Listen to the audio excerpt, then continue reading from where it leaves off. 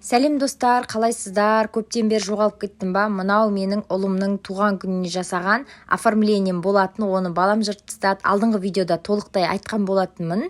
Ал енді осы видеода ұлыма келген сыйлықтарды көрсетейін. Біз отбасымызда күйеуім, енем, балам, төртеуміз тұрамыз. Мінекей әжесінің сыйлығы. Баламыз әкесінің домбырасына қызығып қайта-қайта сұрап ала бергендіктен әжесі ұлымызға домбыра сыйлады. Келесі кезекте ұлының әкесіне сыйлығы. Біз енді баламызда жоқ нәрселердің барлығын алып беріп жатырмыз кезекпен-кезек. Бұл самокатты көптеген балалардың ойнап жүргенін ұлымыз көріп жүріп, қатты қызығып қарайтын болғандықтан, бір күні ойыншық сататын магазиннен самокатты көріп қалып, баламыз өзі теуіп жүр, оған ешкім үйреткен де жоқ. Сонымен самокат алып береміз деп шешіп, мінекей распаковкасын әкесі жасап жатыр. Баламызға бір уақытта бірнеше сыйлық бермеу керек екен негізі. Ана домбырасы жайында қалды. Сонымен мына самокатпен ойнап кетті. Айтпақшы, менің Қытайға заказ берген сыйлықтарым бір айға кешігіп келді. Сөйтсем каргоны жауып, егесі бастығы ағамыз кетіп қапты Қытайға. Көріп тұрғандарыңыздай, баламның горшогы сынып, бір жағынан кішірейіп қалған. Сосын мен горшокқа заказ бердім Қытайға.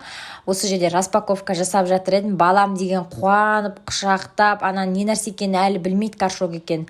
Сонымен барып ішін ашпай тұрып камазына апарып салып жатыр ғой. Осы горшокқа заказ бергенім дұрыс болыпты. 2-3 күннен бері балам деген осылай құшақтап, кім алып берді десе мама, папа деп риза болып жүр. Балама жалғыз ғана горшок емес, күзде, көктемде кигізгенге осындай кроссовки алдым. Өзіме қатты ұнады. Одан кейін набор жұқа нәскилер алдым. Ал сіз балаңыздың туған күніне қандай сыйлықтар алдыңыз? Өз ойыңызбен бөлісіп комментарийға жаза кетіңіз.